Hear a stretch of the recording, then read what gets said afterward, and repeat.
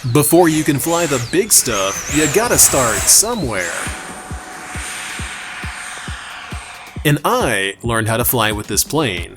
You will too. Hey there, I'm John. This is Two Brothers RC, and this is how you learn to fly as a total beginner to RC airplanes. This humble-looking aircraft, the Hobby Zone AeroScout, is your key to opening the world of flight. If you're new to this channel, I learned how to fly with this plane. The AeroScout is durable, inexpensive, and teaches you solid foundations of flight as a beginner-level introduction into a very complex hobby. This is the first time that Horizon has bundled RealFlight, a transmitter that works on your PC, and an airplane together in one box.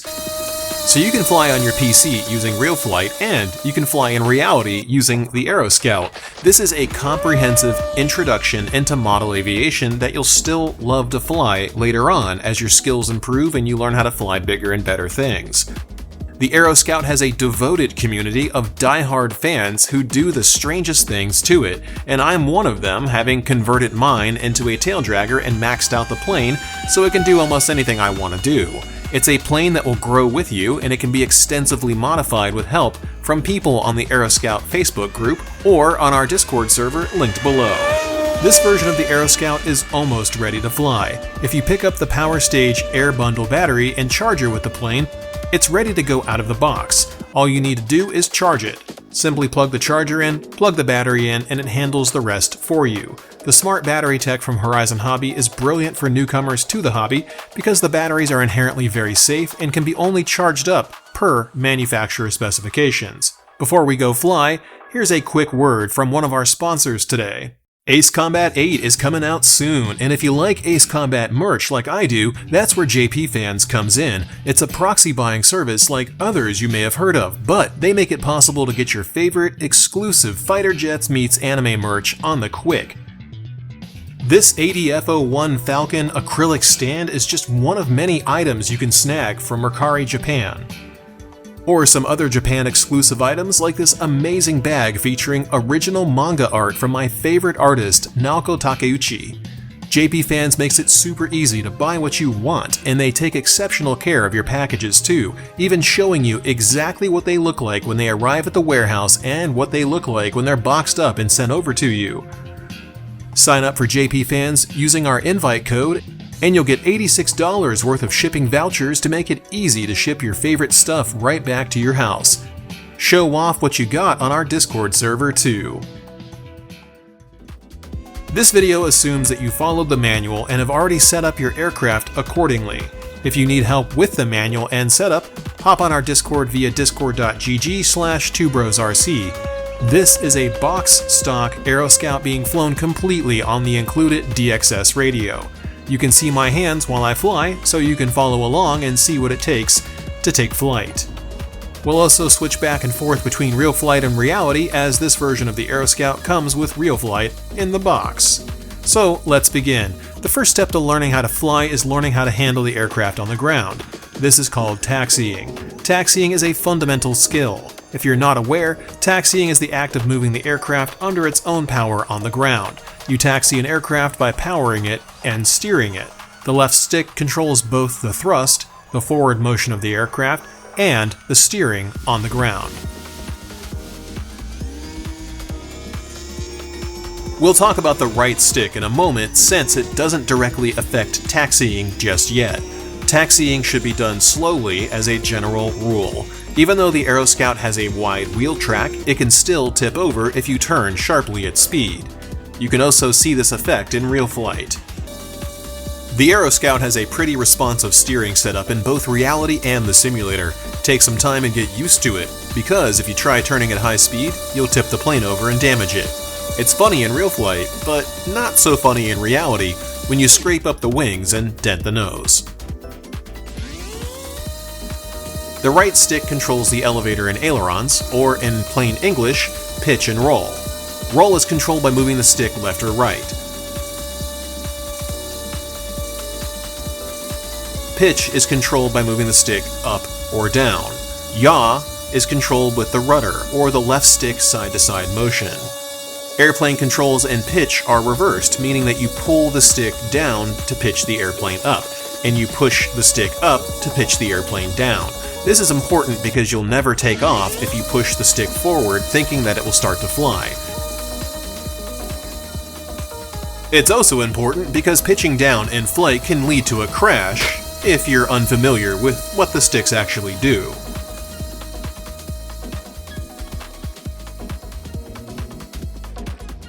After you've mastered taxiing and you feel confident enough to get into the air, it's time to master takeoff. This involves getting the airplane to a high enough speed that it's able to fly. So, observe my hands at 25% speed and try following along for yourself.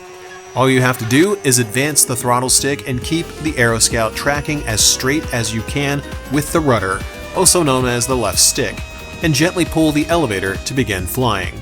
Believe it or not, this is actually the easiest part of flight. Almost anyone can make a plane take off.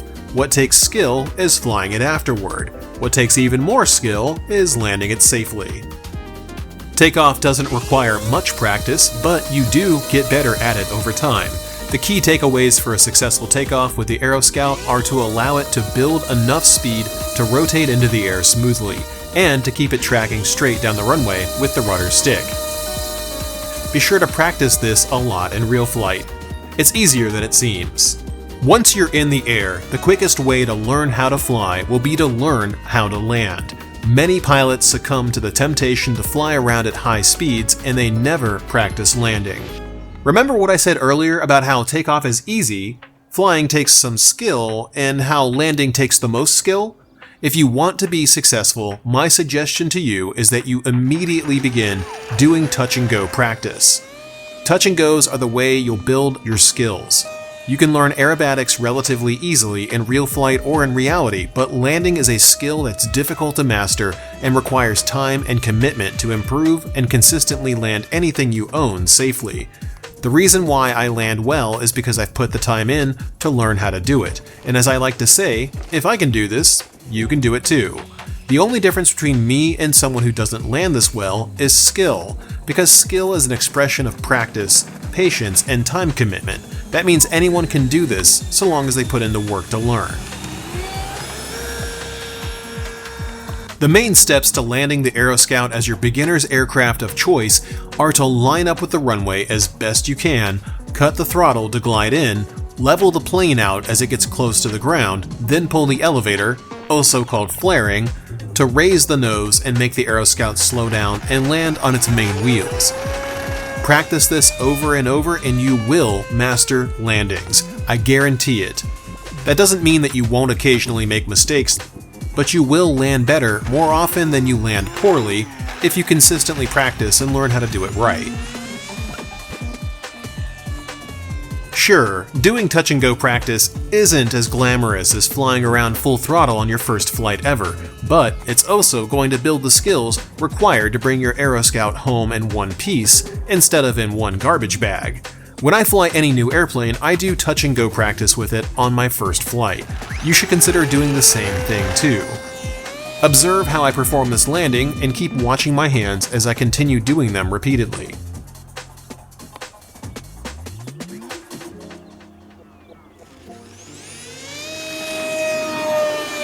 You'll notice that I don't even need to use thrust when I'm landing this airplane because it glides so well. The throttle stick is down all the way in most of my landings. If I give it thrust, it will overshoot the runway. Landing well requires understanding how the aircraft flies. For example, the AeroScout's good gliding ability, coupled with diving from too high of an altitude, results in overshooting the runway. Just like rolling down a hill on a bicycle, you gain airspeed by flying toward the ground. So your best landings will generally come from a shallow dive, which means that you need to be closer to the ground when practicing landings. The biggest mistake most pilots make when landing is not accounting for the fact that diving generates airspeed, and if you gain airspeed, you can't land because the airplane wants to continue flying. You have to get comfortable with flying toward the ground. because it's coming down eventually one way or another, so you might as well make it a soft landing instead of a hard one by getting used to the idea that it needs to be flown closer to the runway while landing it. Now that you've learned how to land, I suggest that you take the time and learn to fly from a club field, or at the very least, a big open field or something where you won't bother people and people won't bother you. All of the photo fields in real flight, the fields where you can fly from a fixed position and it looks like reality, will give you an idea of what kind of space you need to fly from. Airplanes need big areas to fly in, and you'll notice that every flying location has been devoid of trees or other obstacles. It's easier to fly when you don't have to risk crashing into stuff, or people and their stuff. Big open areas also make it easier to fly aerobatics, which is the act of making the airplane do more than just fly in lazy circles. You can also use real flight to master basic aerobatics like the kind you're seeing me fly on screen right now. There's also tutorials in real flight that you can follow to learn, and real flight also teaches you how to take off and land, too. Another thing you should get used to is flying with wind, because rare is the day when there's no wind to deal with. Wind can be really challenging, but it can also be a lot of fun. Everyone struggles with wind. It makes your airplane behave unpredictably. Wind-induced turbulence doesn't just affect airliners, it affects everything that flies, including birds and model aircraft. You can simulate wind in real flight by pressing Escape, selecting Free Play, selecting Environment, then selecting Wind Speed. Change the wind to be a few miles an hour, or fly in 14 miles an hour to see what I've dealt with to film content before.